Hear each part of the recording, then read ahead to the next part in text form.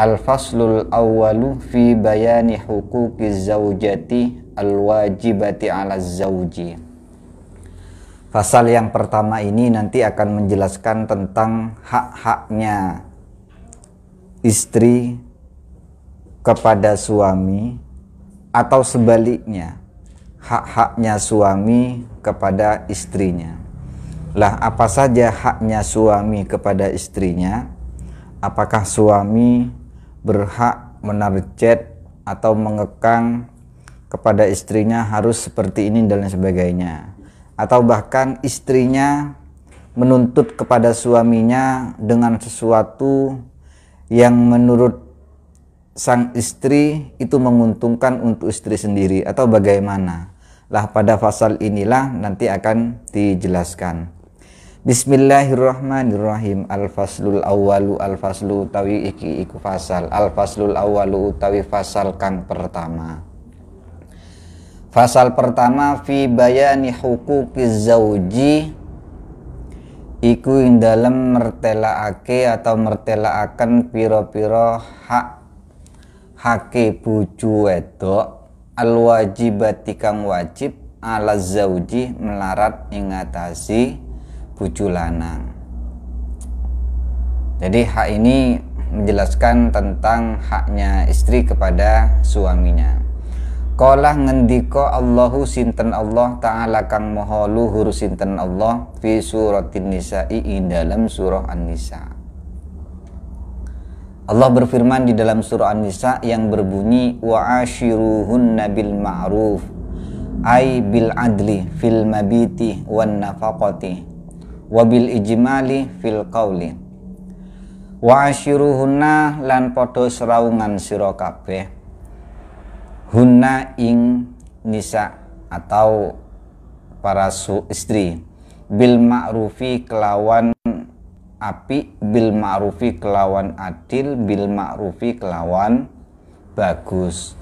Jadi Allah berfirman di dalam surah An-Nisa, kita sebagai suami, kita sebagai laki-laki, tentunya kepala rumah tangga di dalam rumah itu, kita dianjurkan wa ashiruhunna bil ma'ruf. Kita harus bergaul dengan istri kita, harus kita berteman dengan istri kita. Juga kita dianjurkan untuk selalu komunikasi dengan istri kita bil ma'rufi, dengan cara-cara yang baik, dengan cara yang memang tidak menyakitkan kepada istri. Lah, maksudnya bagaimana kita dianjurkan bergaul dengan istri? Ai bil adli, tegesi kelawan adil. Nah, ini anjuran Allah ya, perintah Allah kepada para suami. Bil adli kelawan adil, adili ing dalem endi? Fil mabiti ing dalem nginep. Nah, jadi bagi para suami ketika mau bergaul, mau apa istilahnya kumpul, mau hidup berumah tangga dengan para istrinya, yang pertama adalah bil adli fil mabiti, harus adil dalam istilahnya nginep. Lah, biasanya kalau udah menyebutkan kata-kata nginep identik dengan yang namanya poligami, istrinya lebih dari satu, bisa dua, bisa tiga, bahkan empat ya. Karena kalau cuma istrinya satu, maka ya tidak bisa kita nginep di istri yang nomor dua, kita nginep di istri yang nomor tiga. Jadi kata-kata bil adli fil mabiti, harus adil di dalam pembagian. Ini kalau mempunyai istri lebih dari satu. Katakanlah si Ahmad itu mempunyai istri tiga, maka sang suami ini wajib ya, wajib adil di dalam pembagian nginepnya. Di istri pertama sekian, kemudian di istri kedua sekian hari, di istri ketiga sekian hari. Pokoknya harus adil, tidak boleh dibagi lebih banyak ke yang A, tidak boleh, atau lebih banyak di rumahnya si Fatimah, nggak boleh, atau bahkan ketika nyampe di rumahnya Zahra ini lebih sedikit, itu nggak boleh ya, Karena wa'ashiruhunna bil ma'ruf. Kita harus benar-benar adil. Makanya untuk orang-orang yang berpoligami harus adil di dalam pembagian nginep. Kemudian wan nafaqati lan awih nafaqah. Cara pemberian nafaqah juga harus adil. Harus jumlahnya ya meskipun tidak sama, yang penting adil. Wabil ijmali lan kelawan sekabiani fil qauli, lan kelawan bagus fil qauli ing dalam pengucap. Nah, jadi katanya Allah Subhanahu wa taala, seorang suami mereka harus bagus cara penyampaiannya kepada sang istri. Ketika istri memasak, cara menyuruhnya memasak juga tidak boleh dengan cara bentak-bentak, bisautin, dengan suara yang memang suratin, dengan suara yang kencang, dengan suara yang keras. Jadi penuh dengan kelembutan. Sehingga ketika suami menyampaikan kepada istrinya dengan ungkapan, ucapan, kata-kata yang baik, maka akan diterima dengan suatu kebaikan. Maka terjadilah keharmonisan di antara kedua belah pihak. Jadi sang suami menyampaikan secara halus, pengucapannya juga bagus, tidak mengeluarkan kata-kata yang kotor, kata-kata yang mengajak perkelahiran, mengajak untuk selalu bertengkar, atau ucapan sang suami itu nadanya tidak terlalu tinggi, jadi bisa standar lah. Artinya bisa diterima oleh sang istrinya, itu malah bagus. Dan ini merupakan perintahnya Allah Subhanahu wa taala, wa'ashiruhunna bil ma'ruf. Wa qala lan ngendika sinten Allah Subhanahu wa taala fi suratil Baqarah, ing dalam surah Baqarah. Surah Baqarah yang berbunyi walahunna 'alal azwaj. Walahunna 'alal azwaj mislul ladzi 'alaihinna bil ma'ruf. Walahunna lan iku manfaat kadue zaujat. Zaujat berarti hunna. Hunna ini kan khitabnya atau dhamirnya kembali kepada yang namanya zaujat. Di sini pakai taknis atau muannas. Ya, tanda muannas. Muannas itu perempuan. Berarti kembalinya, rujuknya kembali kepada zaujat. Walahunna lan iku manfaat kadue zaujat ala zauji. Melarat ing ngatasi bojo lanang. Ala zauji ing ngatasi bojo lanang. Mislul ladzi utawi sebadani perkara. Lahum kang kadue azwaj alaihinna ing ngatasi zauj atau zaujat pakai jamak ya. Jadi orang perempuan juga mempunyai hak yang sama, mempunyai hak kepada orang laki-laki. Haknya apa? Minal hukuki, bayani piro-piro perkara hak fil wujubi ing dalam wajibi. Fil wujubi ing dalam wajibi. Maksudnya begini, istri itu juga berhak minta kepada sang suami tentang hak-hak kewajibannya. Contoh kecil. Contoh kecilnya adalah istri meminta diajarkan tentang ilmunya sholat. Ya, sholat itu kan wajib. Maka sang istri juga berhak meminta kepada suaminya untuk diajarkan ilmunya sholat. Bagaimana cara takbiratul ihram, kemudian bagaimana caranya ruku, sujud, bahkan di dalam niat atau doa-doa yang ada di dalam sholat. Seandainya sang istri menuntut kepada suaminya untuk diajarkan, maka wajib bagi suami ini mengajarkan bagaimana cara sholat yang benar, ruku yang benar, doa-doa yang ada di dalam sholat itu bagaimana, doanya ruku apa, doanya sujud juga bagaimana. Malah jangan sampai kebalik nanti antara doa sujud dengan doa ruku. Subhana rabbiyal azimi wa bihamdih dengan subhana rabbiyal a'la wa bihamdih. Nah, ini gak boleh kebalik. Mana yang sujud Apakah subhana rabbiyal a'la wa bihamdi, ataukah ketika sujud membaca subhana rabbiyal azimi wa bihamdi. Nah, ini sang suami juga wajib mengajarkan kepada istrinya. Artinya begini, sang istri andaikan dia menuntut kepada suaminya untuk mengajarkan suatu yang wajib kepada dirinya, maka suami wajib mengajarkannya. Ya, termasuk salah satu contoh adalah ya ini, suami wajib mengajarkan ilmu sholat kalau istrinya butuh. Suami juga mengajarkan tentang ilmunya haid kalau istrinya butuh tentang pengetahuan seperti itu. Bahkan suami itu juga wajib memberikan pengertian bagaimana kewajiban puasa. Siapa mereka yang wajib puasa, seperti apakah yang dikategorikan mampu untuk melaksanakan puasa, syarat puasa bagaimana, kemudian rukun-rukunnya puasa apa saja, yang membatalkan puasa apa saja. Itu kan wajib likulli muslimin wa muslimatin baliwin. Setiap muslim, laki-laki atau perempuan yang sudah baligh, kemudian dia al-itaqah, dia mampu melaksanakan puasa, itu kan wajib.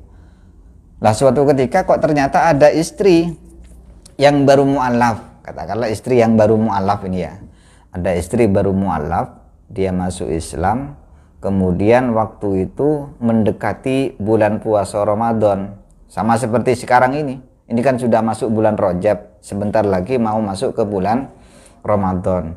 Lah istri sang mu'alaf ini kalau nantinya butuh tentang pengetahuan ilmu yang berkaitan dengan ilmu puasa, maka sang suami wajib memberikan ilmu tentang puasa tersebut. Terus kalau suaminya menolak bagaimana? Artinya suaminya tidak memberikan ilmu kepada sang istri yang mau belajar tentang kewajiban dirinya sebagai seorang muslim untuk berpuasa, bagaimana? Maka sang istri boleh bertanya kepada ustadz yang lain atau ulama-ulama atau orang yang memang mampu di dalam bidang agama tersebut. Dan suami tidak boleh mencegah sang istri yang mau belajar tersebut, ya, terkecuali nanti kalau memang suaminya mau mengajarkan sang istri tersebut. Udah ya. Jadi ya, sang istri juga berhak menuntut kepada suaminya minal huquqi fil wujubi, hak-hak yang wajib untuk istrinya. Wastihqaqil mutalabati alaiha, wastihqaqi lan amrih ngahaki nyupri, wastihqaqil mutalabati lan amrih ngahaki nyupri alaiha ingatasi hak la fil jinsi, ora ing dalam jenisi, maksudnya la fil jinsi, istri juga berhak menuntut kepada suaminya tentang suatu yang ingin diminta. La fil jinsi, tidak harus sama. Maksudnya tidak harus sama ini bagaimana? Contoh, sang istri ini minta kepada suaminya, "Mas, saya belikan sarung dong. Mas, saya belikan peci, karena Mas kan pakai peci." Nah, itu kan artinya sama dalam pakaiannya. Tidak harus sama pakaiannya dengan sang suami. Nah, itu contoh kecil saja. Contoh-contoh yang lain banyak. Walahunna mislul ladzi alaihinna, menuntutnya sang istri kepada sang suami bil ma'rufi, kelawan bagus. Ya. Jadi ada caranya juga. Tidak semerta-merta sang istri itu harus nuntut, dikit-dikit nuntut pada sang suaminya. Capek pala Barbie, kata sang suami kan gitu. Dikit-dikit nuntut, nafkah harus sekian, mahar harus sekian, anu harus sekian. Tiap hari harus makan lauk pauk. Tiap hari ikannya harus daging, harus ayam. Hari Seninnya sapi, hari Selasanya kambing. Kemudian hari Rabunya lele, telur dan sebagainya. Wis pokoknya lengkap di atas rata-rata. Istrinya menuntut hak seperti itu, setiap hari seperti itu. Ya, meskipun istri menuntut hak seperti contoh yang tadi, tentunya dengan cara bil ma'rufi, kelawan cara yang bagus. Artinya pengertian lah, harus pengerti.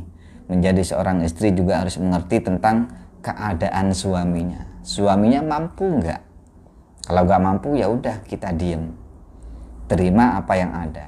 Ai tegesi bima kelawan barang atau perkara yustahsanu kang den bilang bagus, kang den wilang bagus syar'an ing dalem bagusi rupane apa min husnil usrati saking bagusi seraungan. Ya, bagusi seraungan bima yustahsanu syar'an, sesuatu yang dianggap baik atau tidak melanggar syariat. Contohnya seperti apa? Min husnil usrati, bagusnya bergaul, bagusnya komunikasi antar suami dan istri. Ya harus harmonis, harus bisa romantis juga, cuma harus sesuai atas koridor syariat. Seperti apa? Ya seperti contohnya cubit-cubitan, seperti itu kan bisa. Cubit-cubitan, bukan cubit beneran, bukan gitu. Cuma ya cubit istilah wong Jawa itu cubit sing geli. Itu kan bima yustahsanu syar'an min husnil usrati. Berguraunya atau komunikasi, interaksi antar suami dan istri ini kan bagus. Ya kayak cubit itu apa? Cubit geli. Kalau bahasa Inggrisnya clear. Ya, cubit yang clear. Nah, itu sudah bisa dimengerti. Watarku dorori lan ninggal bahaya minhum sangking zauj atau para suami azwaj, wa minhunna lan sangking zaujat. Jadi kedua belah pihak antara suami dan istri itu harus watarkud dorori, meninggalkan suatu yang dapat menimbulkan bahaya. Gak boleh antara suami dan istri jotos-jotosan, tinju-tinjuan. Tapi yang membahayakan ya bukan tinju-tinjuan di dalam kamar atau apa ya, tapi yang sekiranya mengandung bahaya itu harus ditinggalkan. Secara ucapan juga begitu. Antara suami dan istri harus juga saling pengertian. Ketika bergurau boleh bergurau, bercanda boleh, kemudian bully membuli yang sesuai dengan koridor syariat, kemudian tidak membahayakan, boleh antar keduanya saling bergurau atau bercanda dan sebagainya, itu boleh asalkan tidak menimbulkan bahaya. Karena katanya Rasulullah Shallallahu Alaihi Wasallam di dalam hadis itu disebutkan begini, la dororoh wala diroron. Artinya apa? Tidak boleh berbuat bahaya dan juga tidak boleh berbuat sesuatu yang membahayakan. Berbuat bahaya untuk diri sendiri tidak boleh, berbuat bahaya kepada orang lain apalagi ya tidak boleh. Ya, menjahati diri sendiri ya tidak boleh, menjahati orang lain apalagi, maka tambah tidak boleh. Jadi di sini juga cocok, walahunna mislul ladzi alaihinna bil ma'ruf wa tarkud dharari minhum wa minhunna. Suami dan istri harus meninggalkan yang seperti itu.